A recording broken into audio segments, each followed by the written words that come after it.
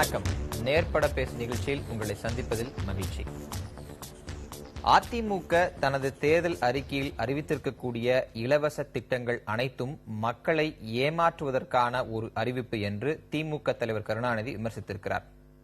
2006ஆம் ஆண்டு பொதுத் தேர்தலில் இலவசங்கள் என்கிற அந்த வடிவத்தை தேர்தல் களத்தில் தேர்தல் அறிக்கை மூலமாக அறிமுகப்படுத்திய திராவிட முன்னேற்றக் கழகமும் அதன் தலைமையும் தற்போது இலவசங்களை எதிர்க்கக்கூடிய முடிவிற்கு வந்திருப்பதன் காரணம் என்ன?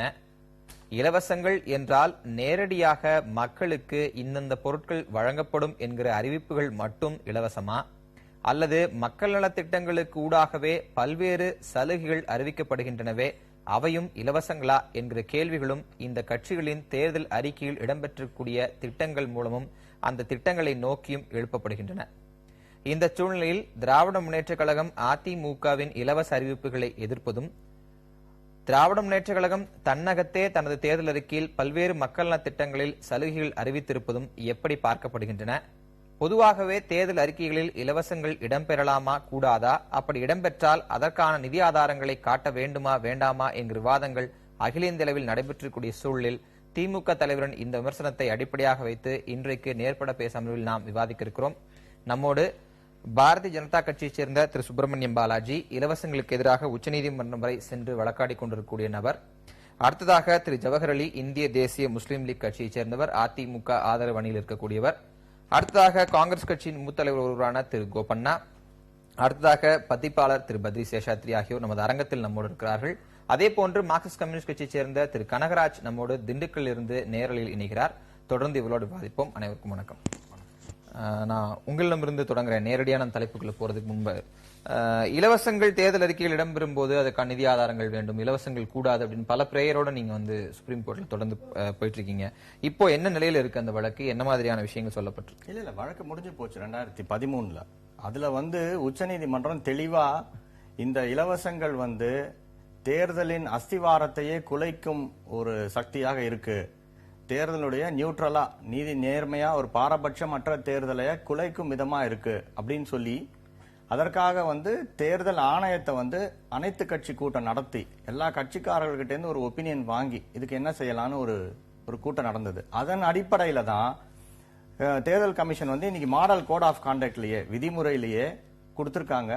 இந்த மாதிரி இலவசங்கள் கண்ணாப்பினான இலவசங்கள் கொடுக்கறத எல்லா கட்சியும் செய்யக்கூடாது. அப்புறம் அது மாதிரி என்ன ஒரு இது கொடுத்தாலும் அதை கேட்டேன்னா, உங்க வழக்கின் முடிவு என்பது ஒரு வகையாக இருக்கிறது. நான் ஏன் அந்த வழக்கு என்ன தொடருதுன்னு கேட்டேன்னா, அந்த வழக்கின் முடிவு ஒரு வகையா இருக்கு. ஆனா இன்னைக்கு நீங்க எலெக்ஷன் கமிஷன் சொல்லக்கூடிய ரோல் ஆஃப் இதுல அது எதுவுமே இல்ல. அதனால்தான் இதுதான் நான் போன தடவை சொன்னேன். அந்த உச்சநீதிமன்றம் கொடுத்த அந்த தீர்ப்பு தவறான தீர்ப்பு, அதாவது நடைமுறைப்படுத்த முடியாத ஒரு தீர்ப்பாக உச்சநீதிமன்றம் கொடுக்கும் போதே அந்த மாதிரி ஒரு தவறான தீர்ப்பை கொடுத்துட்டாங்க. இப்போ அந்த தீர்ப்பை யாருமே மதிக்கல. நேரடியாகவே அந்த தீர்ப்பை குப்பையில போட்ட மாதிரி இப்ப யாருமே அதை மதிக்கல. அதனால என்ன ஆகுது அப்படின்னா, அந்த தீர்ப்பு ஒரு தெளிவா இல்லாத காரணத்தினால் இப்ப தமிழ்நாடுக்கு கிட்டத்தட்ட ஒரு 3.5 லட்சம் கோடி ரூபாய், அதை ஒரு 2.5 லட்சம் கோடி ரூபாய் கடன் ஏறி இருக்கு. இதே இலவசங்கள் மத்த மாநிலத்துல இன்னும் ஆரம்பிச்சது, உத்தரப்பிரதேசத்துல மத்த மாநிலத்துல. ஆனா அதை அவங்களால செயல்படுத்த முடியல. ஆனா இது வேலை செய்யுதுன்னு சொல்லி நீங்க முதல்ல சொன்ன மாதிரி கலர் வேலை செஞ்சதுனால, மிக்சி கிரைண்டர் வேலை செஞ்சதுனால இப்ப ஸ்கூட்டிக்கு வந்திருக்கு. அதனால இது இந்த இலவசங்கள் நீங்க அங்கதான் எதை வேறுபடுத்துறீங்க? இப்ப மக்கள் நல திட்டங்கள் இருக்கு, மலிவு விலை உணவகம் தொடங்குறாங்க, கவர்மெண்டே 10 ரூபாய்க்கு தண்ணி கொடுக்குது. இதையெல்லாம் இலவசங்களுக்குள்ள பட்டியலிடுறீங்களா? இல்ல டிவி கொடுக்கறது, மிக்சி கொடுக்கறது, கிரைண்டர் கொடுக்கறது பட்டியலிடுறீங்களா? ஏன்னா அதையும் அவர்கள் மக்கள் நல திட்டங்கள் தான், பொருளாதார மேம்பாடு, பொருளாதார சமன்பாட்டுக்கான ஒரு அடிப்படைங்கிறாங்களே. அதாவது அதுதான் என்ன பிரச்சனைன்னா, அரசியல் சாசனத்துல ஷரத்து 252 அதன் 282 கீழே மத்திய மாநில அரசுகள் பொது காரியங்களுக்காக செலவு செய்யலாம்னு அதிகாரம் கொடுத்திருக்கு. இந்தியாவில் எது மத்திய மாநில செஞ்சாலும் அதுக்கு அதிகாரம் அரசியல் சாசனத்திலிருந்து வரணும். நான் அந்த அடிப்படையிலையும் மக்கள் பிரதிநிதித்துவ சட்டம் 123(1)ல ஒரு வேட்பாளரை ஓட்டு போடுறதுக்கோ ஓட்டு போடாம இருக்கிறதுக்கோ அவரை கவரும் விதத்தில் ஒரு பணம், ஒரு பொருள், ஒரு மதிப்புள்ள ஒரு பொருளை தருவேன் என்று சொன்னால் அதுவும் லஞ்சம் அப்படின்னு இருக்கிறதையும் வச்சு நான் சுப்ரீம் கோர்ட் அணுகுனேன். அதுல supreme court 282 article of the constitution பார்க்கவே இல்லை. அவங்க அதை பத்தி பேசவே இல்லாம அதை அப்படியே மூடி மறைச்சா மாதிரி ஒரு தீர்ப்பை கொடுத்ததுதான் தவறு. அதாவது எந்த தனிநபர் சொத்து, எம்பி லேட்ஸ் சொல்லிட்டு நம்ம எம்பிக்கள் ஃபண்ட் இருக்கு, அந்த கேஸ்ல கம்ப்ட்ரோலர் அண்ட் ஆடிட்டர் ஜெனரல் வந்து தெளிவா கொடுத்திருக்காங்க. அந்த எம்பிக்களுடைய பணத்தை வந்து அந்த 5 கோடி ரூபாய் எதுக்கு செலவு பண்ணலாம்னு சொன்னா, தனிநபர் சொத்து சேர்க்க முடியாது, தனிநபர் சொத்து சேர்ப்பதற்கான எந்த வேலையும் செய்யக்கூடாதுன்னு அதுல தெளிவா கொடுத்திருக்காங்க. அப்படி இருக்கும்போது ஒரு 5 கோடி ரூபாவையே வந்து தனிநபர் சொத்தா வந்து சேர்க்க முடியாதுன்னு சொன்னா, இங்க வந்து பல பாரதிய ஜனதாவோட தேர்தல் அறிக்கையில கடன் தள்ளுபடி இருக்கு, விவசாயிகளுக்கான கடன் தள்ளுபடின்னு இருக்கு. அது விவசாயம் அப்படிங்கிற அந்த செக்டர், விவசாயிகள் விவசாயம் சார்ந்த ஒரு செக்டாரினுடைய அவர்களை கவரக்கூடிய ஒரு விஷயம், இல்ல அவர்கள் வாக்குக்கான ஒரு விஷயம். இதை நீங்க சொல்ற பட்டியல சேர்த்து மாட்டீங்களா? இலவசங்கள் அப்படிங்கிறதுக்குள்ள தனியா இலவசங்கள் அப்படிங்கிறது ஒரு மேல்தட்டு மனப்பான்மையிலிருந்து இதுக்கு இதெல்லாம் வந்து ஒண்ணுமே இல்ல, இதெல்லாம் என்னாலே வாங்கிக்க முடியும் அப்படின்னு சொல்ற ஒரு தொனியில இருந்து வருது. இல்ல, அது தவறு. அதான் நான் திருப்பி சொல்றேன். அதாவது கான்ஸ்டிடியூஷன்ல இந்திய அரசியல் அமைப்புல வந்து வரி விதிக்கிறதுக்கு வந்து அரசாங்கத்துக்கு சக்தி இருக்கு. அரசாங்கத்திற்கு வருமானமே வரி தான். அதை தெளிவா என்ன கொடுத்திருக்காங்கன்னா, அந்த வரியை வந்து மாத்துறதுக்கு அரசுக்கு அதிகாரம் இருக்கு. 12% சொல்லலாம், 16% சொல்லலாம். இதுக்கு வரியே இல்லைன்னு சொல்றதுக்குலாம் அதிகாரம் அரசாங்கத்துக்கு உண்டு. ஆனா அரசாங்க கஜானால இருக்கிற பணம் வந்து மக்கள் பணம், அது வந்து அரசாங்கத்துடைய பணம் இல்ல. மக்கள் பணத்தை எடுத்து ஒரு குறிப்பிட்ட நபருக்கு கொடுக்கறதுங்கிறது தப்பு. இப்ப நீங்க ஐஐடில வந்து ஸ்காலர்ஷிப் கொடுக்கறோம், ஐஐடி உள்ள நீங்க ஒரு குறிப்பிட்ட நபர்னு சொல்றீங்க, ஆனா ஒரு வடிவம் தானே. நீங்க வந்து இப்போ மிக்ஸி கிரைண்டர் வந்து வெள்ளக்கார்டு வச்சிருக்கவங்களுக்கு கொடுக்கலாம், அதாவது இது வந்து இல்ல எல்லாருக்கும் கொடுக்கலாம் தான் சொன்னது. இல்ல, இன்னைக்கும் வந்து தன்னிறைவு பெறாத மக்கள் கிட்டத்தட்ட 60% மேல இருக்காங்க. எல்லாம் இருக்கக்கூடிய ஒரு நபராக, ஒரு வீடாக அப்படின்னு பல ஸ்கீம்ஸ் இருக்குல்ல. இப்ப பசுமை வீடு திட்டமா இருக்கட்டும், இல்ல கடந்த ஆட்சி காலத்துல காங்கிரீட் வீடு திட்டமா, திருப்பி வரேன், பல விஷயங்கள் ஒரு தன்னிறைவுக்கான தானே. அதுதான் அரசியல் சாசனத்துக்கு மறுபடியும் போனோம். அரசியல் சாசனத்துல டைரக்டர் பிரின்சிபல்ஸ் ஆஃப் ஸ்டேட் பாலிசின்னு எதெல்லாம் அரசாங்கம் வந்து செஞ்சு மக்களை முன்னேற்றணும்னு சொல்றதுல வந்து ஆப்பர்ச்சுனிட்டி, அதாவது மீன் கொடுக்காத மீன் பிடிக்க கத்துக்கொடுன்னு சொல்றதுதான் அரசியல் சாசனம் சொல்லுது. ஆப்பர்ச்சுனிட்டிஸ் கொடுங்க. நீங்க வந்து ஸ்கூல் படிக்கிறதுக்கு நல்ல ஸ்கூல் கட்டி கொடுங்க, அவங்களுக்கு வந்து வாழ்க்கையில நல்லா திடமா இருக்கிறதுக்கு நல்ல ஆஸ்பத்திரி கொடுங்க, அவங்க போய் பொருளை விற்கிறதுக்கு நல்ல ரோடு கொடுங்க, நல்ல பஸ் கொடுங்க. அப்படிதான் அரசாங்கத்துக்கு நல்ல லைப்ரரி கொடுங்க, படிக்கட்டும். அப்படிதான் சொல்லுங்க. கான்ஸ்டிடியூஷன்ல இருக்கிற பல விஷயங்கள், நீங்க அனைவருக்கும் கல்வியா இருக்கட்டும், இல்ல எல்லாருக்கும் சுகாதாரமான குடிநீரா இருக்கட்டும், இது எல்லாமே திட்டங்களாக இருக்கு. அங்கங்க திட்டங்கள் அறிமுகப்படுத்திருக்காங்க. கட்டாய கல்விக்கு வரைக்கும் சட்டம் கொண்டு வந்தாச்சு. அது எதுவுமே தனிநபர் சொத்து இல்ல. இல்ல, அதெல்லாம் கொண்டு வந்தும் நிறைவேறாத போது இது ஒரு வடிவமாக, அதுதான் தவறு. நீங்க என்ன சொல்றீங்கன்னா, ஒரு ஓட்டப்பந்தயத்துல சரியா ஓடலன்னா பிராக்டிஸ் பண்றதுக்கு பதிலா போதை பொருள் சாப்பிட்டு ஓடலாம்னு சொல்றீங்க. அந்த மாதிரி தான் இதுவும். இல்ல, திறன் குறைவா இருக்கவனுக்கு ஒரு வாய்ப்பு கொடுக்கலாம். இல்ல, திறன் குறைவா பொருள் சாப்பிட இல்ல நீங்க திறமை, திறன் குறைவா இருக்கவங்களுக்கு, திறனோட இருக்கவங்களை ஓடும்போது திறன் குறைவா இருக்கிறவங்களுக்கு இல்ல, அவங்களுக்கு ஒரு பயிற்சி கொடுக்கல, என்ன தப்பு இருக்கு சார்? ஒரு விஷயம், திறனோட இருக்கிறவங்களுக்கு, இப்ப நம்ம சம்பாதிக்கிற மெட்ராஸ்லன்னு சொன்னா, இப்ப ரோட்ல கையேந்தி பவனும் இருக்கும், சங்கீதா ஹோட்டலும் இருக்கும், பெரிய ஹோட்டல் தாஜ் கோரமண்டல் ஹோட்டலும் இருக்கும். நம்ம சக்திக்கு நம்ம பணம் பார்சல் எவ்வளவு இருக்கோ அதுக்கு தகுந்த மாதிரி ஹோட்டலுக்கு நம்ம போய் சாப்பிட போறோம். இதனால எதுவும் வந்து வாழ்க்கையில வந்து மேல கீழே கிடையாது. மக்களுக்கு அவர்களுக்கு என்ன வேணுமோ அதை வாங்கிக்கிறதுக்கு அவங்களுக்கு தெரியும். இதுக்கு வந்து அரசாங்கம் சொல்றது ஒரு வெல்ஃபேர் ஸ்டேட்ல எப்படி சார் சரியா இருக்கும்? தெரியும், முடியும், முடியாது அப்படிங்கறத பார்த்து முடியாதவர்களுக்கு உதவுதானே. முடியாதவர்களுக்கு எப்படி உதவணும்? மக்கள் நல அரசு அதுக்கு என்ன? முடியாதவங்களுக்கு எப்படி உதவணும்? நீங்க வந்து வீடு கொடுக்குறீங்கன்னு சொன்னீங்கன்னா, இப்ப நம்மளோட இதுல ஹியூமன் டெவலப்மெண்ட் இண்டெக்ஸ்ல ஊட்டச்சத்துக்குன்னு அரசாங்கம் செலவழிக்க வேண்டும் அப்படின்னு இருக்கு. ஸ்கீம் இருக்கு. நீங்க நூன் மில் ஸ்கீம் அவங்க வந்து சிற்றுண்டி, காலை சிற்றுண்டி கொடுக்கணும் அதிமுக சொல்றாங்க. நூன் மில் ஸ்கீம் வெற்றிகரமா போயிட்டு இப்ப அதுக்கே வருவோம். மறுபடியும் நீங்க அந்த இண்டெக்ஸ் சொல்லி எடுத்தீங்கன்னா, எஜுகேஷன் இண்டெக்ஸ்ல எவ்வளவு ஸ்கூல் நல்ல ஸ்கூல் இருக்கு, அரசாங்க ஸ்கூல்ல இலவசமா கொடுங்க, இலவசமா கொடுங்க, ஹாஸ்பிட்டல் கொடுங்க. சார், இன்னைக்கு இரிகேஷன் தண்ணி கொடுத்தா, நதிநீர் இணைப்பு இல்லாட்டி ஏரி எல்லாம் தூர்வாரி கரெக்டா வந்து எல்லாருக்கும் விவசாயம் பண்ற அளவுக்கு கொடுத்தா அவங்களே வாங்கிக்க போறாங்க. இல்ல, இதுல ரெண்டு வாதம் இருக்கு திரு சுப்பிரமணியம் பாலாஜி. ஒன்று, இருக்கக்கூடிய விஷயங்களை சரி செய்ய வேண்டும்ங்கிற ஒரு கோரிக்கையும், அதே கோரிக்கையோடு வைத்து சரி செஞ்சா போதும், இதெல்லாம் கொடுக்க வேண்டாம் அப்படின்னு சொல்றதுக்கும் ஒரு டைம் கேப் இருக்குல்ல. இது சரி செய்வது வரை வாழ்வாதாரம் மேம்படுறதுக்கான திட்டங்களை இதை வைத்துக் கொண்டு ஒரு குறிப்பிட்ட காலத்துக்கு அப்புறம் கைவிடலாம்னு சொல்றதுக்கு பதிலா இலவசமே கூடாதுன்னு சொல்றது. அதாவது பேசிக்ஸ் ஆஃப் லைஃப்னு இருக்கு. அதாவது வந்து இது இல்லாட்டி ஒரு மனிதன் இறந்து போயிடுவான். அதாவது உணவு, உடை, இருப்பிடம். உடையும் இருப்பிடமும் அவர்களுக்கு தேவை. ஏன்னா இயற்கையிலிருந்து பாதுகாத்துக்கிறதுக்கு எல்லா நாட்டு அரசியல் சாசனங்களும், எல்லா நாட்டு கோர்ட் தீர்ப்புகளும் எப்படி இருக்குன்னு சொன்னா, இதை வந்து அரசாங்கம் வந்து கொடுக்கணும். இது வந்து யாருக்கு முடியலையோ கொடுக்க. இலவச வேட்டி சேலை எதுக்குறீங்களே? இல்ல, உங்களுக்கும் இது கொடுக்கல, அது எல்லாருக்கும் கொடுக்க கூடாதுங்க. நீங்க வந்து அதுதான் தவறா. இந்த இலவசம் முதல்ல வந்து ஒரு ரூபாய்க்கு 3 படி அரிசின்னு அப்படின்னு ஆரம்பிச்சது தமிழ்நாட்டில் வந்து ஒரு தேர்தலுக்கும் கொள்கை அடிப்படையிலேயே பேசாம. நீங்க 91ல பாத்தீங்கன்னா ராஜீவ்காந்தி இறந்தாரு, இந்த அம்மா வந்தாங்க. 96ல இவங்க பண்ண ஊழல்னு அவங்க வந்தாங்க. 2001ல அவங்களே திருப்பி வந்துட்டாங்க. 2006ல என்ன பண்ணாரு இவர் வந்து, அந்த அம்மா வந்து 2004ல சுனாமியும் போதும் 2005 பெரு வெள்ளம் போதும் 2000 ரூபாய் பணம் கொடுத்தாங்கன்னு சொல்லிட்டு அவங்களுக்கு வந்து ஒரு ப்ரோ இன்கம்பன்சி இருந்தது. இவர் அதை வந்து மீறணுங்கிறதுக்காக திரு கருணாநிதி அவர்கள் கலர் டிவி தரேன்னு சொன்னாரு. அதை மீறி வந்து அடுத்த தடவை என்னாச்சு, மிக்சி கிரைண்டர்னு வந்தது. இப்ப கொள்கையெல்லாம் விட்டுட்டு கேள்வி, மக்கள் தேவைக்கு மிஞ்சிய ஒரு விஷயத்தை அவர்கள் மீது திணித்திருந்தீர்கள். மக்கள் தேவை வந்து மக்களுக்கு வந்து தேவை வந்து பொதுவான விஷயங்கள் தான் தேவையே தவிர தனிப்பட்ட சொத்துக்களான பொருட்கள் தேவையே கிடையாது. நீ ஒரே ஒரு விஷயம், தனிப்பட்ட சொத்துக்கள் தேவையில்லை. இங்க இருக்கிற பொதுவான சொத்துக்களை ஒரு ஏழையும் ஒரு பணம் படைத்தது சரியா பயன்படுத்துறாங்க. நான் இதுக்குதான் சொல்றேன். கரெக்டா நீங்க வந்து இந்த கலர் டிவி கொடுக்கறதுக்கும் மிக்சி கிரைண்டர் கொடுக்கறதுக்கு முன்னால தமிழ்நாட்டு வரலாறுல ஏழை கடைசி குடிமகன் ஒருத்தர் கூட போய் ஒரு அரசியல்வாதி கிட்ட எனக்கு வந்து மிக்சி கொடு, கிரைண்டர் கொடுன்னு கேட்டிருக்காங்களா?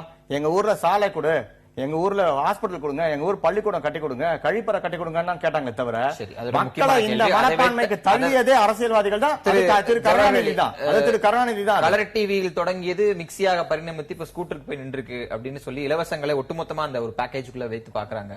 அவர் கேட்கிற கேள்வியில ஒரு நியாயம் இருக்கு. அடிப்படை விஷயங்களுக்கு இன்றைக்கும் ஆங்காங்கே போராட்டங்கள் நடக்குது. நல்ல தண்ணி இல்லாத பல கிராமங்கள் தமிழகத்தில் இருக்கு, நல்ல சாலை இல்லாத பல கிராமங்கள் தமிழகத்தில் இருக்கு, நகரங்கள் இருக்கு. தேர்தல் நேரத்தில் மட்டும் போடப்படுற சாலைகள்னு பல சாலைகளை ஒதுக்கி வச்சிருக்கிறோம். அப்படி இருக்கிற சூழ்நிலையில இவையெல்லாம் வெறும் வாக்கு வங்கி அரசியலுக்காக மட்டும் பயன்படுத்திங்கிற குற்றச்சாட்டுல நியாயம் இருக்குத்தானே செய்யுது.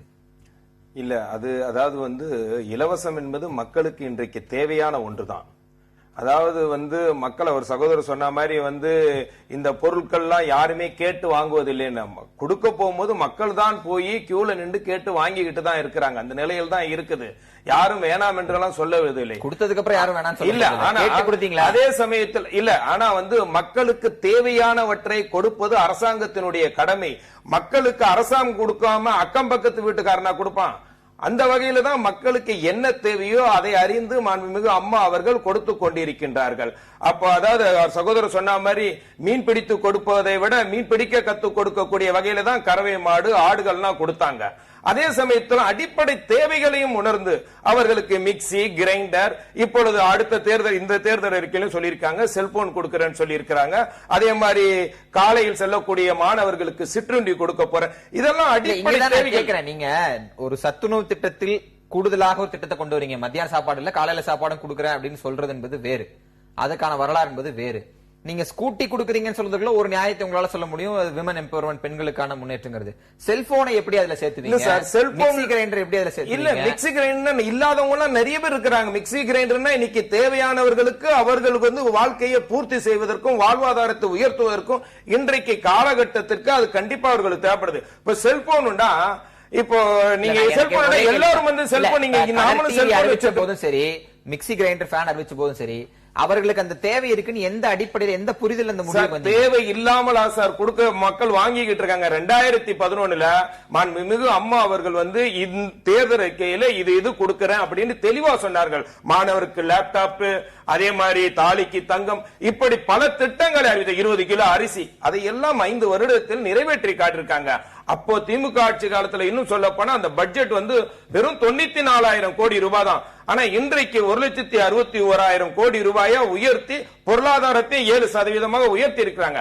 செல்போன் 7% பொருளாதார உற்பத்தியினுடைய வளர்ச்சி, ஒட்டுமொத்த கடனும் எவ்வளவு. அதான் சார் கடனை பொறுத்த வரைக்கும் ரிசர்வ் வங்கி தெளிவா சொல்லி இருக்குது.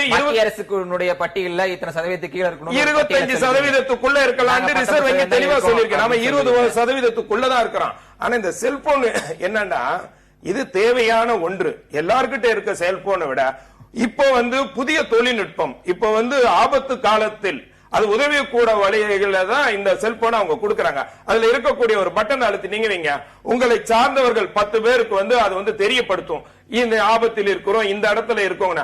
அந்த மாதிரி ஒரு டெக்னாலஜி இதுவரைக்கும் தமிழ்நாட்டில் யாருக்கிட்டே செல்போன் இல்ல. மேலை நாடுகளில் உபயோகப்படுது.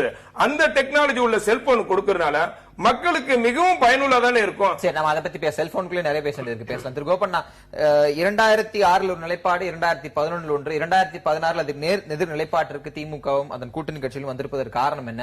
ஏன் இவ்வளவு தீவிரமா இலவசங்களை எதிர்க்கிறீங்க? எங்கிருந்து இந்த படிப்பினை கத்துட்டீங்க? இல்ல, ஒரு நீண்ட காலமாக ஒரு 50-60 ஆண்டு காலத்துல நாம் நடந்து வந்த பாதையில நாம் பெற்ற படிப்பினைகள், அந்த அடிப்படையில் தான் இன்றைக்கு இலவசங்களுக்கு எதிரான ஒரு சிந்தனை இன்றைக்கு தமிழக மக்களிடையே இருக்கிறது. அதன் பிரதிபலிப்பு அரசியல் கட்சிகளிடம் இருக்கிறது. அதனால்தான் தேர்தல் அறிக்கையில இலவசங்களுக்கு அதிமுக தவிர மற்ற கட்சிகள் பிரதான முக்கியத்துவம் கொடுக்கல. ஏன்னா இந்த இலவசங்களால தமிழ்நாடு இன்றைக்கு தாழ்வு நிலைக்கு சென்று மிக அவலமான நிலையில இருக்கு. ஒண்ணு, ஆரம்ப காலத்துல காமராஜர் அவர்கள் முதலமைச்சராக இருந்த போது இலவச கல்வி கொண்டு வந்தார்.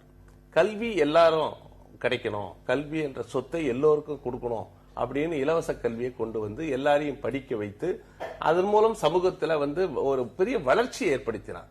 அதோடு அடுத்து நிறைய மாணவர்கள் வரணும்னு மதிய உணவு திட்டத்தை கொண்டு வந்தார். இப்படித்தான் ஒரு ஆரோக்கியமான இலவசம், ஆக்கப்பூர்வமான இலவசம் காமராஜர் கொண்டு வந்தார். அதே நேரத்தில் தமிழகத்தினுடைய அடிப்படை கட்டமைப்பு வசதிகள், நீர்ப்பாசனம், மின்சாரம், கிராமப்புற வளர்ச்சி, ஒரு பஞ்சாயத்து டிவி கொடுக்கும்போது ஆரோக்கியம் இல்லாம நான் சொல்றேன். பஞ்சாயத்து யூனியன் என்பது அந்த காலகட்டத்தில் எப்படி இருந்ததுன்னு எல்லாருக்கும் தெரியும். கம்யூனிட்டி டெவலப்மெண்ட் ஸ்கீம் நான் மாணவனாக இருந்த போது பார்த்திருக்கிறேன்.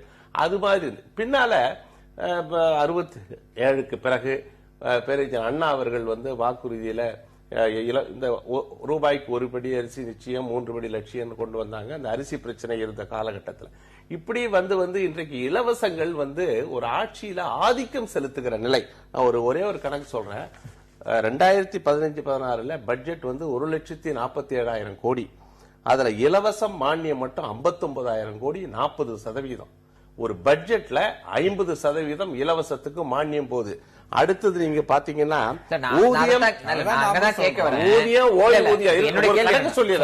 ஊதியம், ஓய்வூதியம் அது ஒரு 60,000, 41%, கிட்டத்தட்ட 80% முடிஞ்சு போச்சு. அதுக்கப்புறம் கடன் வட்டி 35,000 கோடி. அது இதெல்லாம் இதற்கு பின்னால பராமரிப்பு செலவு இலவசங்கள்.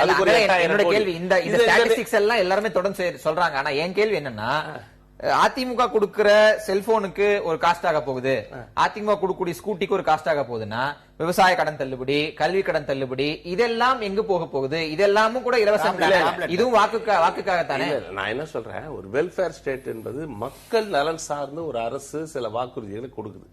விவசாய கடன் ரத்து, விவசாயிகள் இன்றைக்கு கடன் சுமையில் இருக்கிறாங்கன்னா ஒரு அரசியல் கட்சி அந்த கோரிக்கையை ஏற்று அவர்கள் கடனை ரத்து செய்வோம் என்று அறிவிக்கிறது. மத்திய அரசு 73,000 கோடி கொடுத்தது, கலைஞர் ஆட்சியில 7,000 கோடி இன்றைக்கு அறிவிச்சிருக்காங்க. எல்லா அரசியல் கட்சிகளும் ஸ்கூட்டர் கொடுக்கறது மக்கள். நான் சொல்றேன் அதுலயும் ஒரு இலவசம் ஆக்கப்பூர்வமாக. இந்திரா காந்தி காலத்துல வறுமை ஒழிப்பு திட்டங்கள், ஆன்டி பாவர்ட்டி ஸ்கீம்ஸ், எப்படின்னா பிலோ பாவர்ட்டி லைன் கீழே இருக்கிறவங்களுக்கு கறவை மாடுகள், ஆடு, அனிமல் ஹஸ்பண்டரியில இருந்து ஆடு எப்படி கொடுப்பாங்கன்னா 50% சப்சிடி, 50% லோன், ரெண்டையும் லிங்க் பண்ணி கொடுப்பாங்க. கொடுத்து பேங்க்ல அவங்க கடன் கட்டணும். அதன் மூலம் அவன் ஒரு அசெட், சொத்தை உருவாக்கணும். உருவாக்கி இந்த மிக்சி, கிரைண்டர் எல்லாம் அவனே வாங்கணும். பர்ச்சேசிங் பவர் அதிகமாகணும், வாங்கும் சக்தியை உயர்த்தணும். இந்த இலவசங்கள் அதிமுக கொடுக்குது, வாங்கும் சக்தியை உயர்த்துகிறதா? எங்கேயாவது எந்த குடிமகனுக்காவது வாங்கும் சக்தியை உயர்த்துதா? வேலைக்கு போற பெண்களுக்கு கொடுப்பது என்பது அவர் வாழ்க்கை தரத்தை உயர்த்தாதா? இல்ல, நான் சொல்றேன் இருங்க. ஒரே ஒரு கோரிக்கை, பஃபட் வாங்குறாங்க சொல்றாங்கல்ல, 50% 15,000 ரூபாய் கொடுக்கணும். கிட்டத்தட்ட 2-3 கோடி பெண்கள் குடும்ப அட்டை வச்சிருக்காங்க, 45,000 கோடி தேவை. அடுத்தது 100 யூனிட் மின்சாரம், 100 யூனிட் மின்சாரம் வழங்குறதுல அவங்களுக்கு கிட்டத்தட்ட 2 மாதங்களுக்கு 377 கோடி, ஒரு ஆண்டுக்கு 2,262 கோடி. அதே போல செல்போன், அதுல பாத்தீங்கன்னா 2 கோடி அட்டை, குடும்ப அட்டை, அது ஒரு போன் 1000 ரூபான்னா 2,000 கோடி. இது மாதிரி நான் சொல்லிடுறேன், நீங்க பேசும்போது தயவுசெய்து. அதனால ஒரு அரசு என்பது மக்களுடைய வாழ்க்கை தரத்தை உயர்த்தணும். அடுத்த தேர்தல் வரைக்கும் அவர்களை வாக்கு வங்கியை தக்க வைத்துக் கொள்ள ஒரு அரசு நினைக்குமேனால், இந்த கடந்த காலத்துல 5 ஆண்டு காலத்துல வேலையில்லா பட்டதாரிகள் 94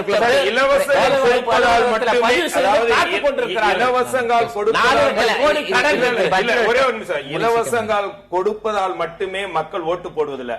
அவர்களுடைய கடந்த கால பெர்ஃபார்மன்ஸ், அவர்களுடைய ஆட்சியினுடைய திறன், மக்கள் நல திட்டங்கள், இதை வைத்துதான் மக்கள் ஓட்டு போடுவார்கள். தவிர அரசாங்கம் கொடுப்பது மக்களுக்கு, ஏழை மக்களுக்கு தேவையானதுங்கிறதுக்காண்டிதான் கொடுத்தாங்க.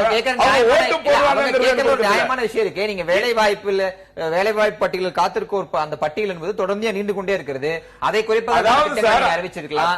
இல்ல பல விஷயங்கள் அதற்காக தான் உலக முதலீட்டாளர் மாநாட்டை நடத்தி 2,42,000 கோடி ரூபாய் இன்றைக்கு 27,000 கோடி 27,000 கோடி ரூபாய்க்கு எம்ஓபி கையெழுத்திட்டாச்சு.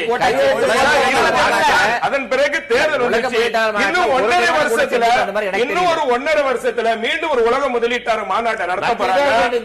10,000 கோடி வரைக்கும் வரப்போகுது. திரு பத்ரி, அனைத்து கட்சி தேர்தல் அறிக்கைகள் பற்றியும் ஒரு வகையான நுணுக்கமான பார்வை கொண்டிருக்கிற நீங்க இந்த இரு பெரும் கட்சிகளும் இலவசங்களுக்குள் கருத்துக்களை மறுப்பது அப்படிங்கறதை எப்படி பாக்குறீங்க? உண்மையில இலவசங்கள் அப்படின்னு பார்த்தா பெருமளவு இலவசங்கள் அண்ணா திராவிட முன்னேற்ற கழகத்துடைய பட்ஜெட் இதுல தேர்தல் அறிக்கையில தான் இருக்கு. கொஞ்சம் இலவசங்கள் திமுகவுடைய அறிக்கையிலும் இருக்கு. லேப்டாப் 3G 4G கனெக்ஷன் இலவசம் அதுல இருக்கு. ஆனா ரொம்ப அதீதமாக இருக்கிறது அண்ணா திராவிட முன்னேற்ற கழகத்தோட அறிக்கையில தான் இருக்கு. கொஞ்சம் ஏற்கக்கூடியதும் ஒட்டுமொத்தமா மறுக்கக்கூடியது. உதாரணத்துக்கு ஏற்கனவே 4 கிராம் தாலிக்கு தங்கம் தரது 8 கிராம், 80 கிராம் 800 கிராம் கொண்டு போங்களேன். என்ன அபத்தமானது இது? நீங்க தாலிக்கு 1 கிராம்ல பண்ணலாம், 2 கிராம்ல பண்ணலாம், 4 கிராம் 8 கிராம் இதெல்லாம் ஸ்ட்ரெயிட்டாவே பிரைபரி. ஆனா அது சுப்பிரமணிய பாலாஜி அழகா சொன்னாரு, இதா மக்கள் கேட்டாங்க அப்படின்னு கேட்டாரு. ஆனா மக்களை நீங்க பழக்கிட்டீங்க. இது போதை மருந்து கொடுக்கிற மாதிரி. இன்னைக்கு யாராவது எழுந்து நின்று எனக்கு வேண்டாம் அப்படின்னு சொல்றாங்களா, உள்ளூர அது சொல்வதற்கான நிலை கிட்டக்க வரப்ப கூட டபக்குன்னு நீங்க இது ஒரு சோசியல் ஃபேக்டரா நீங்க எப்படி சோசியல் ஃபேக்டர்? நீங்க வரதட்சணை கொடுமையை இவ்வளவு தூரம் பகுத்தறிவு பேசுற பூமியில் இன்றைக்கும் வரதட்சணை புகார்களும் பிரச்சனைகளும் வந்து கொண்டிருக்கிறது. ஏழை பெண்களுக்கான திருமணம் தள்ளி போய்கிட்டே இருக்குது. அடிப்படையில் அந்த தாலிக்கு கூட தங்கம் இல்லைங்கிற நிலை இருக்குல்ல. இல்ல அப்ப நீங்க கேட்கும் வரதட்சணையை அரசு கொடுக்கும் அரசு கொடுக்கும் சொல்ல வரல. அப்படி பல காரணங்களால் பொருளாதாரம் என்பது ஏழை பெண்களுடைய திருமணத்தை தள்ளி கொண்டு போகும்போது அதை அரசியல் கட்சியில் கையில் எடுக்கிறது என்ன இருக்கு? எல்லா கட்சியும் தான் சொல்றாங்க தங்கம் கொடுப்போம்னு. அவங்களுக்கு வேலை இருந்தா இதுதான் அடிப்படையிலேயே தவறானது. நீங்க அதன் பிறகு இவர்களுக்கு இந்த மாதிரி ஆகும், அப்ப நாங்க போய் அவங்களுக்கு போய் சப்போர்ட் பண்றோம் அப்படின்னே சொல்லிட்டு இருந்தீங்கன்னா உண்மையிலேயே எந்த ஈவில் எந்த தீமையை ஒழிக்கணும்ங்கிறது உங்களுடைய நோக்கமோ அதை விட்டுட்டு நீங்க அதற்கு மேலும் மேலும் சப்பக்கட்டு கட்டுறீங்க. அதாவது பெண்களுக்கு கல்வி தரணும், பெண்களுக்கு வேலை வாய்ப்பு தந்தால் அவர்களே சொந்த கால் நின்றுவாங்க அப்படின்னு சொல்ற பாசிட்டிவான ஆஸ்பெக்ட் நானே ஏத்துக்கிறேன். அதை கொடுத்து அவர்கள் ஒரு சமநிலைக்கு வரும் வரை ஒரு உந்துதல் சக்தி தேவையில்லையா? இல்ல வேலை அதுல இருந்து வரக்கூடிய சம்பளம்ங்கிறதுக்கு எல்லாமே போக வேண்டாம். திருமணத்துக்கு இதற்கு முன்னால் என்ன நடந்து கொண்டிருந்தது? ஒவ்வொரு சமூகமும் அந்த திருமணத்துக்கு தேவையான சில விஷயங்களை தங்களுக்குள்ள செய்துட்டு இருந்தாங்க. இப்ப நீங்க கொடுக்க போற இந்த 8 கிராம் அப்படியே டிஸ்கவுண்ட் பண்ணிடுவாங்க. அதுக்கு மேலதான் கேட்பாங்க, 8 கிராம் அது அரசாங்கம் கொடுக்குது, நீ என்ன போடுற அப்படின்னு கேக்குறாங்களா இல்லையா? நீங்க போய் பாருங்க. ஏழைங்களுக்கு மட்டும் தான் சார், வறுமை கோட்டுக்கு கீழே இருக்கக்கூடிய யாராக இருந்தாலும் சார் அவர்களால கொடுக்க முடியாது. 25,000 அரசாங்கம் இப்படி திருமணம் அவர்களுடைய ஒரு எளிமையான திருமணத்துக்கு போதுமான ஒரு தொகை தானே. நீங்க உங்களுக்கு உண்மையிலேயே ஒரு குடும்பம் நன்றாக இருக்கணும்னா நீங்க பணமா கூட கொடுத்துருங்க. நீங்க இதுல ஒரு பெரிய கேம் விளையாடுறீங்க. தாலிக்கு தங்கம் அதோட என்னுடைய பிராண்ட் அங்க அது உள்ளுக்குள்ள கொண்டு நீங்க என்னென்னலாம் செய்யக்கூடாதோ அதை செஞ்சுட்டு இருக்கீங்க. நான் ஒரு உதாரணத்துக்கு இதை சொன்னேன்னா, நீங்க இப்படி வரிசையா நீங்க அடுத்து ரெஃப்ரிஜரேட்டர் இல்லாம மக்கள் எப்படிங்க வாழ முடியும்? எங்க பணக்காரங்க மட்டும்தானா ஏசி? இந்த பாருங்க இவ்வளவு வெயில் அடிக்குது, எங்க பணக்காரங்க வீட்டுல ஏசி இருக்கு, ஏழைகள் வீட்டுல என்னங்க பண்றது? ஏசி, வாஷிங் மிஷின் நீங்க போடுங்களேன், வரிசையா எடுத்துட்டே வாங்கல. அப்ப அடிப்படையில இதுதான் வெல்ஃபேர் ஸ்டேட்டா? ஒரு குடும்பத்துக்கு தேவையான ஒவ்வொரு பொருளா பார்த்து மேற்கத்திய நாடுகள்ல வேலை இல்லாம இருக்கிற பட்டதாரிகளுக்கு மாதம் இவ்வளவு தொகை அந்த அரசே கொடுப்பதை வரவேற்கிறீங்க. சொல்றேன் என்னன்ட்டு அங்க கொடுப்பது பணமாக ஒரு தொகை தராங்க. அந்த பணம் எங்க இருந்து ஒர்க் பண்றாங்க தெரியுமா? அந்த குடும்பத்தில் இருப்பவர்கள் எத்தனை பேர், அவர்கள் வாழ்வதற்கு தேவையான உணவுக்கு எவ்வளவு தேவைப்படுகிறது, இதைத்தான் அடிப்படையாக வைத்து அந்த கணக்கு கொடுக்கறாங்களே தவிர அந்த பணத்தை வைத்துக் கொண்டு நீங்க எந்த பொருளையும் வாங்க முடியாது. இலவசமா மின்சாரம் கொடுக்கறாங்க சார். அரபு நாடுகள்லயும் இலவசமா பெட்ரோல் மின்சாரம் எல்லாம் கொடுத்துக்கிட்டு இருக்காங்க சார். மேலை நாடுகள் ஐரோப்பியா போன்ற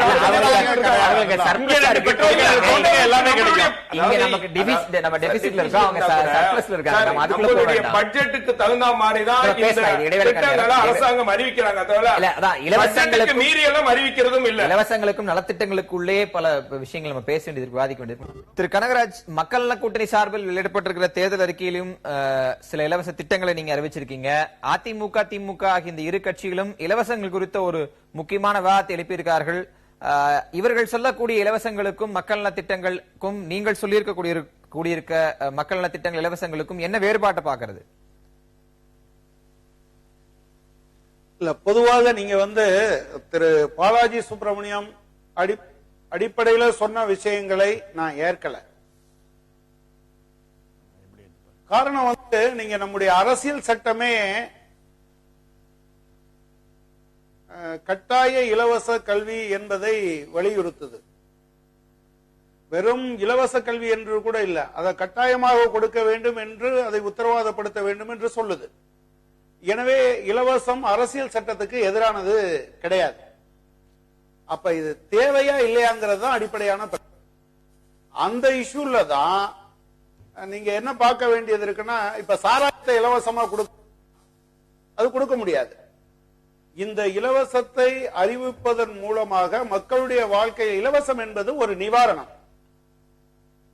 அதே சமயத்தில் நீங்க மானியம் என்பது ஒரு வாய்ப்பை ஏற்படுத்தி கொடுப்பதற்காக, சமமான போட்டி, சமமான வாய்ப்பு என்பதற்கான ஏற்பாடு. ஆனா அடிப்படை வளர்ச்சியை நோக்கி போவதற்கு இது அவசியம். ஆனா திரு பாலாஜி சுப்பிரமணியம் அது போற போக்குல ஒரு விஷயத்தை சொன்னார். நீங்க லேசா தலையிட்டீங்க, அதை முழுமையா கூட நீங்க அதை சொல்லல. கையேந்தி பவன்ல உனக்கு வாய்ப்பு இருந்தா கையேந்தி பவன்ல சாப்பிடு, இல்லைன்னா 5 ஸ்டார்ல சாப்பிடுங்கிறது. இதுக்கு எதுக்கு ஒரு அரசாங்கம் தேவை? அவனவர் இருக்கிறது, அவரவருக்கு என்ன சக்தி இருக்கோ அந்த அளவுக்கு தான் நீ சாப்பிடணும் அப்படின்னு சொன்னா அதுக்கு ஒரு அரசாங்கம் தேவையா? அது கிடையாது. இப்ப உதாரணமா செல்வி ஜெயலலிதா அவர்கள் சொல்லி இருக்கக்கூடிய இப்ப 100 யூனிட் மின்சாரம், இதுவரையிலும் கடந்த 5 ஆண்டுகளில் அவர்களால் 1 யூனிட் மின்சாரத்தை கூட அவர்களால் உருவாக்க முடியல. அது என்ன திட்டம்? அவங்க என்ன சொன்னாங்க?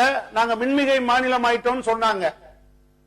ஒரு பக்கத்துல நீங்க பாத்தீங்கன்னு சொன்னா தமிழ்நாடு மின்சார வாரியத்தினுடைய கடன் 1 லட்சம் கோடியை தாண்டிருச்சு. அந்த பணத்தை மட்டும் நீங்க முதலீடு செய்திருந்தால் 10,000 மெகாவாட்டுக்கு அதிகமாக தமிழ்நாட்டில் உற்பத்தியே பண்ணியிருக்க முடியுமே.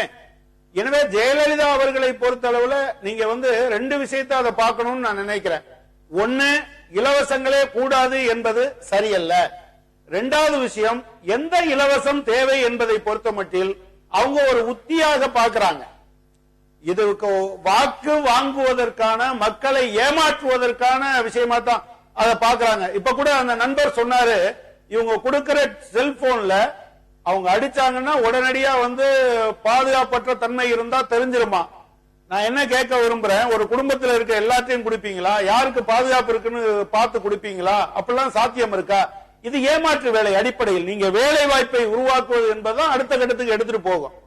ஆனா அதே சமயத்துல திமுக தலைவர் ஏன் இதை இப்ப அட்டாக் பண்றாரு அப்படின்னு சொன்னா அவருக்கு ஒரு நோக்கம் இருக்கு. ஒருவேளை அதிமுகவினுடைய இந்த தேர்தல் அறிக்கை தனக்கு வருகிற வாக்குகளை கெடுத்து விடுமோ என்று நினைக்கிறார்.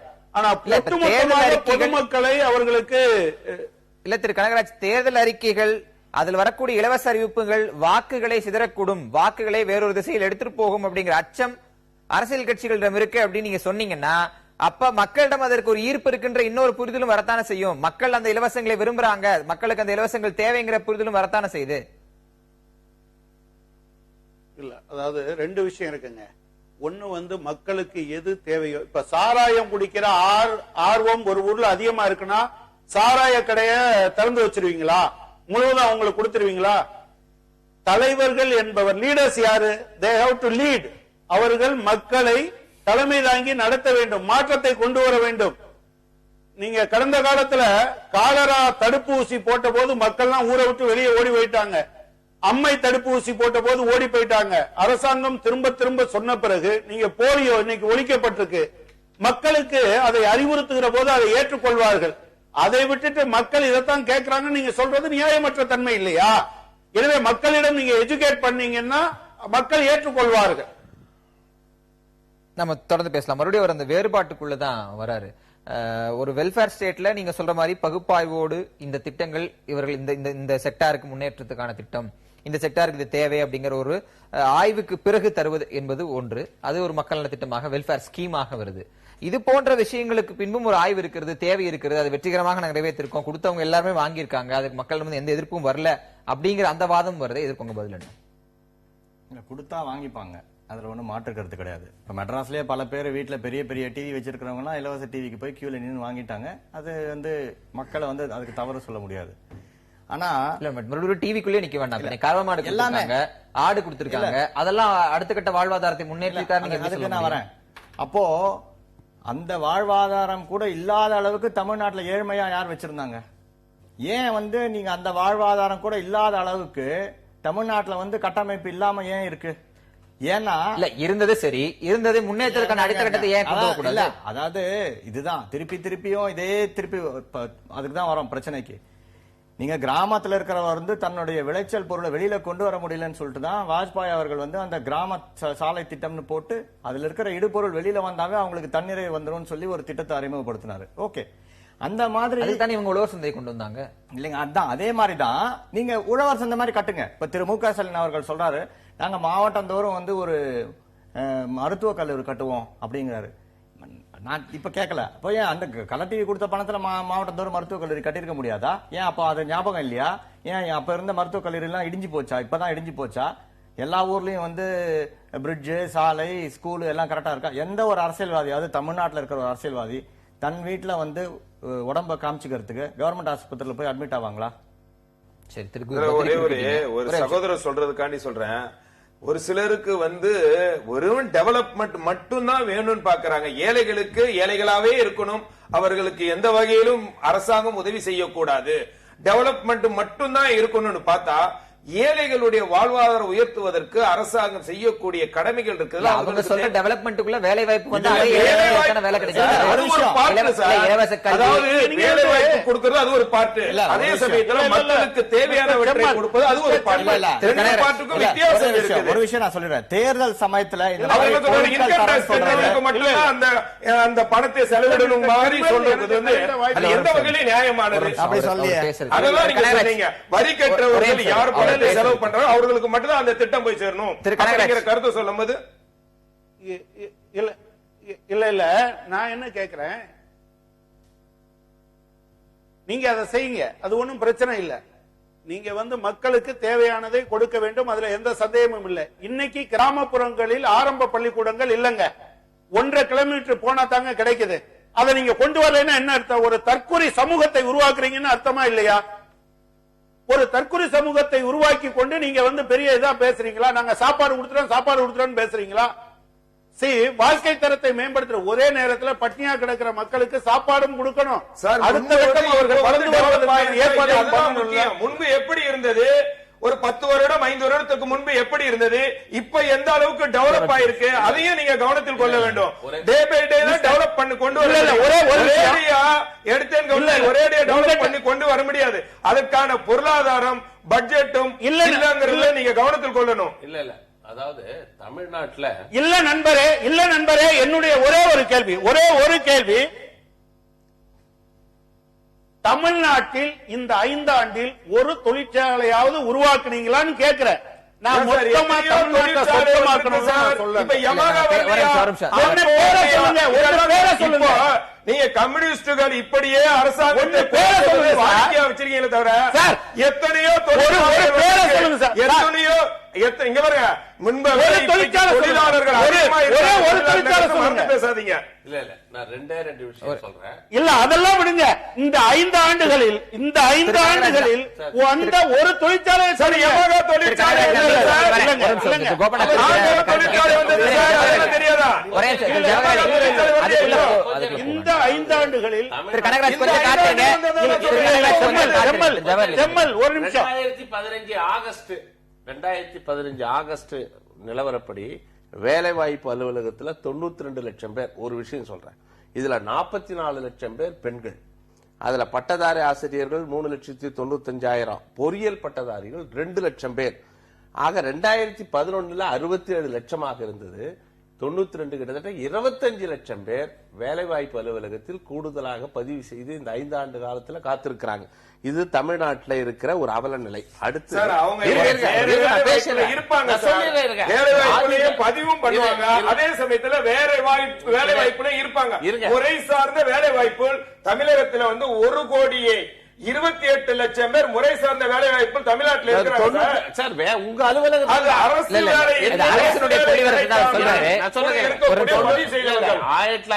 வேலை எல்லாருக்கும் 1996 பிறகு ஒரு பொறியியல் பட்டதாரி கூட அரசு வேலை இல்ல. ஒண்ணு. அடுத்தது ஆதி திராவிடர் ஒடுக்கப்பட்ட சமுதாயம், ஆதி திராவிடர் பள்ளிகள் நிலைமை சொல்றாங்க. 82% பள்ளிகளில் தரையில் உட்கார்ந்து வகுப்புகள் நடத்தப்படுகின்றன. 16% பள்ளிகள்ல மேஜை நாற்காலி கிடையாது. 33% பள்ளிகள்ல குடிநீர் வசதி கிடையாது. 82%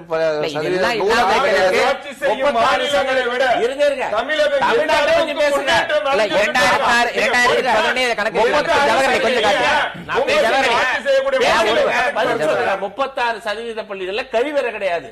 தமிழ்நாட்டிலேயே இந்தியாவிலேயே இந்த தமிழகத்தை முதன்மை மாநிலம் ஆக்குவேன் என்று சொன்ன ஜெயலலிதா ஒரு நாளைக்கு 24 மணி நேரத்துல 18 மணி நேரம் உழைக்கிறேன்னு சொன்ன ஜெயலலிதா இந்த 5 ஆண்டுகளில் சென்னையை விட்டு சென்னைக்கு வெளியே தமிழகத்துல எந்த பகுதிக்கும்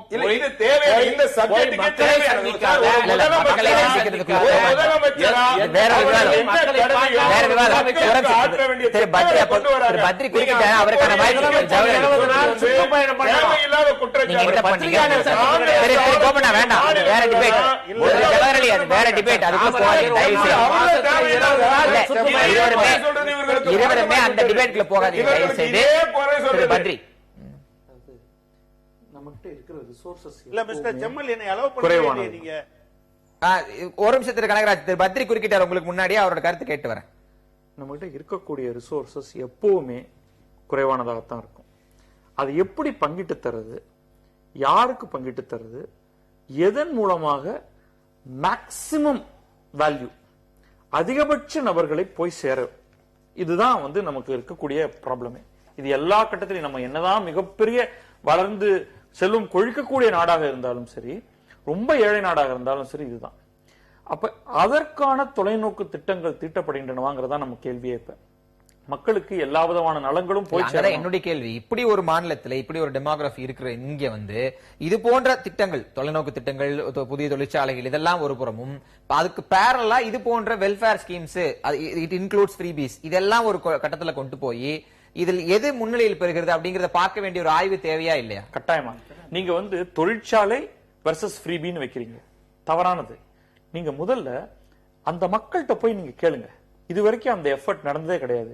உங்களுக்கு என்ன வேண்டும், உடனடியாக என்ன வேண்டும் அப்படின்னு கேட்டு அவங்க எனக்கு பண்டம் பாத்திரம் அண்டா குண்டா வேணும் அப்படின்னு அவங்க சொல்றாங்களான்னு நீங்க கேட்டு பாருங்க. சத்தியமாக அவர்கள் அதை சொல்ல மாட்டார்கள். அவர்கள்ட்ட நம்ம இதை பத்தி கேட்காமலேயே நமக்கு எது எளிதாக இருக்கிறதோ அதை நாம் நம்முடைய தேர்தல் அறிக்கையில் சொல்லி விடுகிறோம். இதுதான் உண்மை. திரு கனகராஜ், மக்களிடம் சென்று கேளுங்கள் அப்படின்னு திரு பத்ரி சொல்றாரு. மக்களிடம் கேட்டு அந்த தேவையை அங்கிருந்து கொண்டு வாருங்கள் அப்படின்றாரு. அரசியல் கட்சிகள் மீண்டும் மீண்டும் இலவசங்கள மக்களை திணிக்கிறாங்கன்றாங்க. மக்களிடமிருந்து கேட்டு திட்டங்களை பெறுவதற்கான சூழல் களத்தில் இருக்கா? இல்ல, நீங்க இந்த கேள்விக்கு நான் வர்றதுக்கு முன்னால ஒண்ணு சொல்லணும். திரு ஜவஹர் அலி ஒரு விஷயத்த சொல்லிட்டு அப்படியே கடந்து போயிட்டார். அவங்க முதலமைச்சரும் கூட தொடர்ச்சியா இப்படி எல்லாம் பேசிக்கிட்டே இருக்காங்க. நான் கேட்கறது, அவர்கிட்ட ரொம்ப பாயிண்டடா ஒரு கொஸ்டின் கேட்டேன்.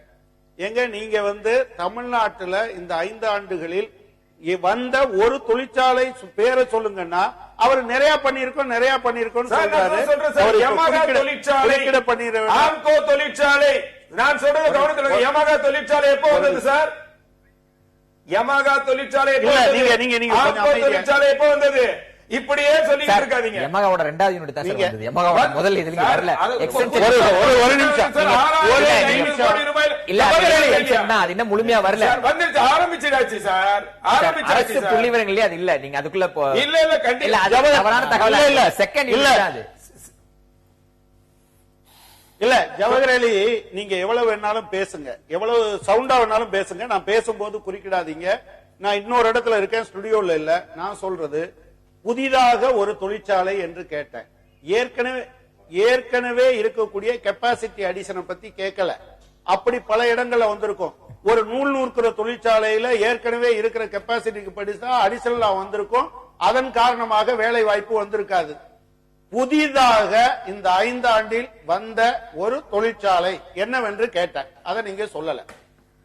திரு செம்மல், நீங்க பேசும்போது ஒண்ணு சொன்னீங்க, பேரலா ரெண்டும் இருக்கணும். எஸ், அது அவசியம். முதல்ல அடிப்படை தேவைகளை உத்தரவாதப்படுத்தணும். இன்னொரு பக்கம் நீங்க பாத்தீங்கன்னு சொன்னா வேலை வாய்ப்பு இல்லைன்னா என்ன இருக்கும்? சின்ன வயதுல இருந்து ஒரு குழந்தைய நான் உருவாக்கி படிக்க வச்சு என்ஜினியர் ஆக்கி அது வேலை இல்லாம இருந்ததுன்னா அதன் மீது செய்யப்பட்டு இருக்கக்கூடிய முதலீடு இருக்கு இல்லையா? ஒரு குடும்பம் நிலத்தை வித்திருப்பாங்க, சொத்தை வித்திருப்பாங்க, ஒரு பையனை படிக்க வைக்கிறதுக்காக கொண்டு வந்திருப்பாங்க. அவன் படிச்ச பிறகு வேலை கிடைக்கலன்னா நீங்க ஒரு செல்போன் கொடுக்கறதுனால எல்லாம் சரியாயிருமா? ஒட்டுமொத்தமாக வாழ்க்கையும் அந்த குடும்பத்தினுடைய எதிர்காலத்தையுமே பாழாக்கிட்டீங்களே. எனவே இது ரெண்டும் பேரலா இருக்க வேண்டியது அவசியம் என்பது ரொம்ப முக்கியமானது. நான் ஃப்ரீபீஸ் எல்லாத்தையும் ஒட்டுமொத்தமா வேண்டாம் என்று சொல்றத நான் ஏற்கல. ஆனா அதே சமயத்துல ரெண்டும் பேரலா இருக்கணும். போற போக்குல திரு பாலாஜி சுப்ரமணியம் இன்னொரு விஷயத்தையும் சொன்னார். கிராமப்புறத்துல ரோடு போட்டாங்களாம். கிராமப்புற பொருளாதாரம் எங்க முன்னேறிச்சு? அதுக்கு பின்னால நீங்க 8 வழிச்சாலை 6 வழிச்சாலைன்னு கொண்டு வந்து நகர்ப்புறத்துக்கு தொழிலை இணைக்கிற மாதிரி பண்ணீங்களே தவிர கிராமப்புற சாலைகள் எங்கேயும் இப்ப போடப்படல. அப்பவும் போடப்படல. கிராமப்புற எந்த கிராமத்துல இல்லன்னு சொல்லுங்க.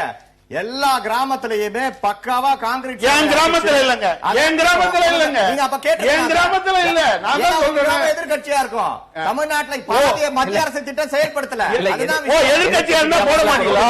எதிர்கட்சியா இருந்தா போட மாட்டீங்களா? எதிர்கட்சியா இருந்தா ரோடு போட மாட்டீங்களா? என்னங்க உங்க காசா? வேலை செய்யாது. உங்க காசா? சார்பு வேலை செய்யாது. மத்திய அரசு திட்டம் செயல்படுத்தலையே. இப்போ மின்சாரத்திற்கு ஒரு அமோகமான திட்டம் கொண்டு வந்திருக்காங்க. அவர் மந்திரியே சொல்றாரு தமிழ்நாட்டில் செயல்படுத்தவே இல்லைன்ட்டு. இப்ப இந்த இலவசம் தேர்தலை பொறுத்த வரைக்கும் இலவசம் என்பது அமோகமான திட்டம் ப்ரீபெய்டு லஞ்சம். இந்த மாதிரி பொருள் கொடுக்கறேன்னு வாக்குறுதி கொடுக்கிறது போஸ்ட் பெய்டு லஞ்சம். சரி, இதுதான் விஷயம். நான் இறுதி கருத்து கேட்கிற நேரத்தில் இருக்கேன். திரு கனகராஜ் ரொம்ப சுருக்கமாக இறுதி கருத்தை பதிவு பண்ணுங்க. இல்ல திரு பாலாஜி சுப்ரமணியம் திரும்பவும் ஒண்ணு சொன்னாரு. ஏதோ மின்சாரத்துக்கு ஒரு பிரமாதமான திட்டத்தை பியூஷ் கோயல் சொல்லி இருக்காராம்.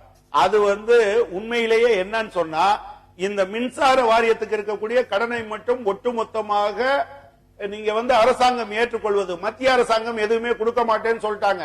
அதை தனியார் மயமாக்குவதற்கான முக்கியமான நிகழ்ச்சி. நான் என்னை ஒரு விஷயம் தெரியலன்னா விஷயம் தெரியலன்னு சொல்லுங்க. இந்த மாதிரி எல்லாத்துக்குமே விதண்டாவாதம் பேசணுங்கிறதுக்காக பேசாதீங்க. எல்லா மாநிலமும் ஏத்துக்கிட்டாங்க, தமிழ்நாடு ஏத்துக்கல.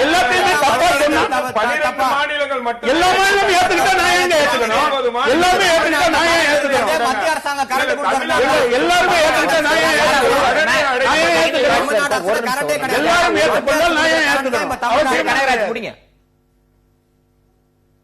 இல்ல அவர் சொல்ற மாதிரி ஏதோ எல்லாரும் ஏத்துக்கிட்டாங்கன்னா சொன்னாரு.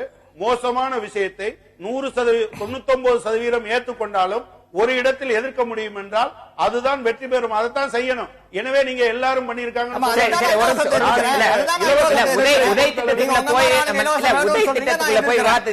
இலவசங்கள் இந்த தலைப்போட்டி இறுதி கருத்து ரொம்ப சுருக்கமா பதிவு பண்ணுங்க. மற்றவர்களையும் கேட்க வேண்டிய நேரம் ஆயிடுச்சு. இல்ல இலவச திட்டத்தை இலவசங்களை பொறுத்தளவில் எந்த அளவுக்கு தேவையோ அந்த அளவுக்கு கொடுக்கணுங்க. ஆனா அது மட்டுமே வாழ்க்கை ஆயிராது. நீங்க தமிழகத்தில் இந்த இலவச திட்டங்களை தொடர்ச்சியாக அறிவிப்பதன் மூலமாக ஜெயலலிதா தமிழக மக்களுடைய வாங்கும் சக்தி வீழ்ந்திருக்கிறது.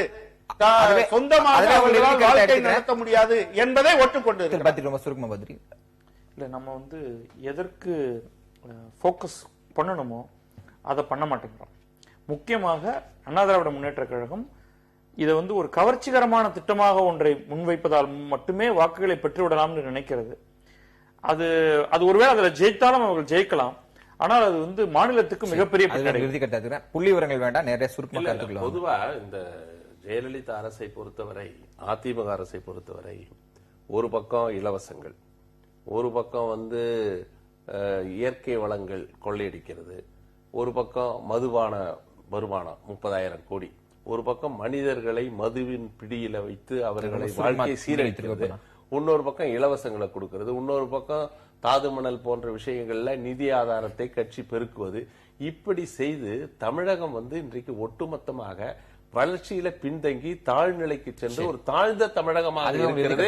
இதை மீட்பதற்கு அதிமுக ஆட்சி அகற்றப்பட்டால் வேறு விமோசனமே கிடையாது. ஒரு கேள்வியோட அந்த பதிலோட நீங்க முடிங்க. மத்திய அரசும் விறகு வைத்து சமைக்கக்கூடியவர்களை மீட்கணும் அப்படிங்கறதுக்காக கேஸ் கொடுக்குறேன் அப்படின்னு பிரதமர் நரேந்திர மோடி தொடர்ச்சியா சொல்றாரு. அந்த இலவசங்களை எதிர்க்கிறீங்களா? என்னன்னா அது புகையினால வியாதி வருது, டிபி போன்ற வியாதிகள் வருது அப்படின்னு சொல்லி ஆய்வு அறிக்கையின் அடிப்படையில் தான் அது தரப்படுது. அதனால இந்த மரத்துல அதுல எல்லாம் சமைக்கிறதுனால வருதுங்கிறதுக்காக, அதனால அதுக்கு ஒரு முகாந்திரம் இருக்கு. இந்த தமிழ்நாடு இலவசங்களே ஏற்கிறீங்க இல்ல ஜெனரலா கொடுக்கறது, தேர்தல் சமயத்துல இதை கொடுக்கறேன்னு சொல்லி கொடுக்கறது இருக்கு பாருங்க, அது இது போஸ்ட் பெய்டு லஞ்சம். சரி, அது உங்க இறுதி கருத்து ரொம்ப சுருக்கமா. அதாவது சகோதரர் சொன்னாரு என்ன தொழிற்சாலைன்னு ஒரே ஒரு சொல்லிடுறேன். ஜெர்மன் நாட்டை சேர்ந்த டெர்மர் என்கின்ற தொழிற்சாலையும் இங்க வந்திருக்குன்னு சொல்லி பதிய வச்சுட்டு, அதே மாதிரி இப்போ என்ன காரணம், அதிமுகவினுடைய தேர்தல் அறிக்கையை பார்த்து எதிர்கட்சிகள்லாம் கறி கலங்கி போயிருக்காங்க.